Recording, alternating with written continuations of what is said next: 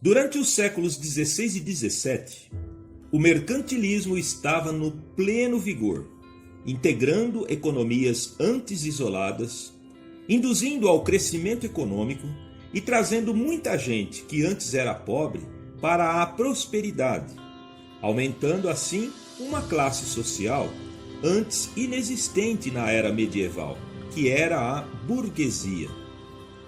Transformações induzidas inicialmente pelos renascentistas italianos e que, por sua vez, influenciaram os pensadores iluministas, que contaminaram as sociedades com ideias de liberdade de pensamento, tolerância e convivência com ideias e crenças diferentes, e o fator mais inovador, o questionamento quanto a se a Igreja era a única entidade legítima para determinar o que é certo ou errado, o que é verdade ou mentira, e principalmente dar a explicação final quanto à origem ou à lógica dos fenômenos naturais. Isto resultou na Revolução Científica, tendo como os principais expoentes Francis Bacon, inglês que ainda no final da Renascença e início da Idade Moderna já preconizava o livre desenvolvimento da ciência frente à escolástica, ou seja, o método de pensamento dos estudantes católicos. Também René Descartes, cientista, filósofo, matemático francês, que dizia que a dúvida ou o ceticismo metodológico era a semente do conhecimento e que para uma análise científica deve-se eliminar qualquer ideia ou crendice pré-concebida, dando causa ao método cartesiano. John Locke, inglês, que criticava o direito divino dos reis sobre o povo. Beccaria, jurista italiano, que trouxe para a sociedade ideias de direito e justiça mais coerentes e mais humanizadas frente às leis com vestígios medievais. Spinoza e Voltaire, que defendiam a separação entre Igreja e Estado. Diderot, outro francês que acreditava na razão como guia e que a política deveria igualar as pessoas e não criar classes sociais. Jean-Jacques Rousseau, que também acreditava que todos nascemos bons, mas que a vida e a competição em sociedade nos predispõem à depravação e que a propriedade privada é a principal causa das desigualdades entre os homens. Rousseau fora dos primeiros a desenvolver o conceito de cidadania.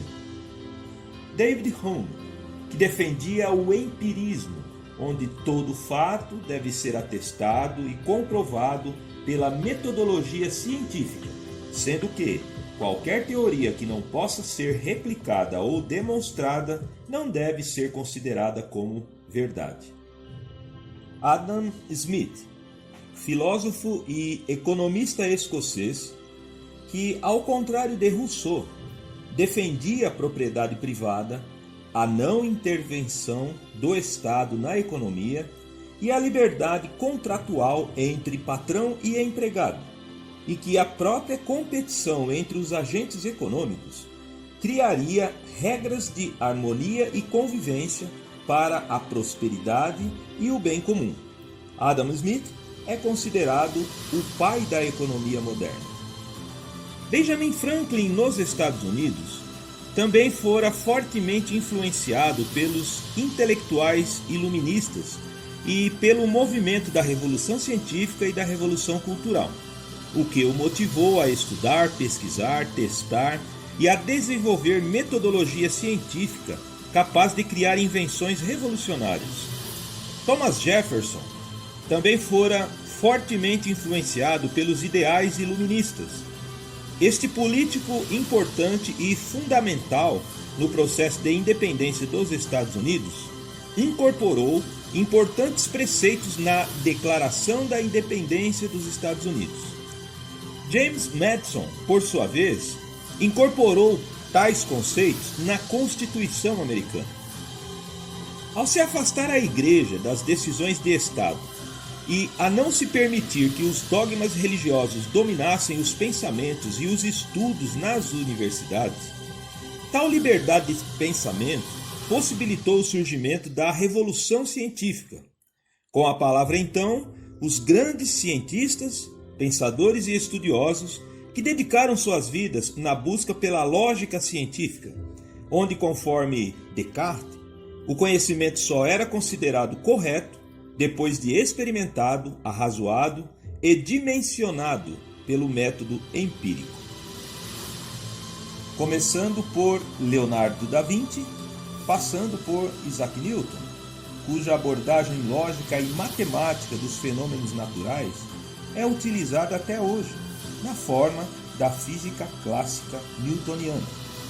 Chegando em James Maxwell, que deu forma à teoria geral do magnetismo, seguindo-se a este os cientistas Charles Coulomb, Luigi Galvani, Alessandro Volta, André-Marie Ampère, Michael Faraday, James Clerk Maxwell, James Prescott Joule, todos estudaram, sistematizaram e esclareceram os fenômenos elétricos que possibilitaram a invenção de inúmeros equipamentos e meios de utilização da eletricidade e possibilitaram a eletrificação da sociedade moderna. Também Nikola Tesla, croata considerado o responsável por espalhar a energia elétrica sobre a superfície da Terra, e Alexander Graham Bell, por dar início à telefonia, conectando praticamente todo o ser humano em uma única rede mundial de comunicação na era moderna. Também o naturalista, geólogo e biólogo britânico Charles Darwin, que propôs o mecanismo da seleção natural para explicar a evolução e a origem das espécies, cujos princípios e fundamentos norteiam as pesquisas e desenvolvimentos na área da química, biologia, fisiologia e medicina até hoje.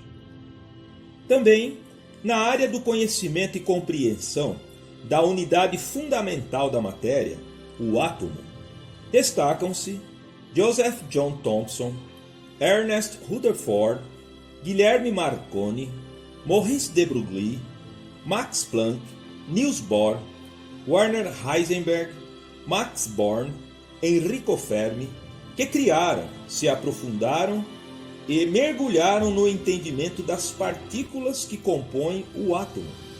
Albert Einstein, o físico alemão, que formularia a teoria revolucionária da relatividade e do efeito fotoelétrico e que também faria contribuições para a ciência mais moderna e revolucionária de todas, a física quântica. Essa onda de curiosidade, estudos e experimentos científicos deu causa à maior revolução da história da humanidade depois da Revolução Agrícola, a Revolução Industrial, iniciada no século XVIII na Inglaterra a partir da invenção da máquina a vapor de James Watt. A Revolução Industrial só foi possível porque ela coincidiu com este movimento científico, onde pesquisadores e cientistas engajados forneciam para os industriais inventos, conhecimento e tecnologias novas que permitiam o desenvolvimento de máquinas e dispositivos pilotados por um único funcionário capaz de produzir o equivalente à mão de obra de muitos artesãos. Isto fez o custo de produção cair e os preços das mercadorias ganharem alta competitividade. A Inglaterra começou a vender para o mercado interno e também a exportar roupas, tecidos, calçados, algodão, máquinas, equipamentos e tecnologia, num primeiro momento para a Europa e depois para várias partes do mundo. O motor a vapor também permitiu o desenvolvimento de projetos e a implantação de extensa malha ferroviária, o que permitiu a rápida movimentação de pessoas, matéria-prima e mercadorias. Como a Europa estava numa fase de transição entre o período medieval e a era moderna, muitos camponeses perderam seus espaços de ocupação no meio rural e tiveram que se amontoar nas grandes cidades. E isso criou um excedente de mão de obra disponível para os investidores industriais tocarem suas fábricas. Ganharam muito dinheiro e fizeram a roda da economia girar. Também modificaram a configuração das sociedades, que passaram de economia e modo de vida agrário para urbano. Logo, esta revolução se espalharia, no primeiro momento, pela Europa, tomando forte impulso no norte, entre os reinos alemães, na França e no norte da Itália, e depois se espalharia para a América do Norte e o resto do mundo. Em apenas 100 anos, após a Revolução Industrial, a população mundial triplicou, e passados pouco mais de 200 anos, a população mundial se multiplicou por 7 vezes, num fenômeno de crescimento populacional jamais visto na história da humanidade. Então, os produtos industrializados da Revolução Industrial começam a mudar a vida da população.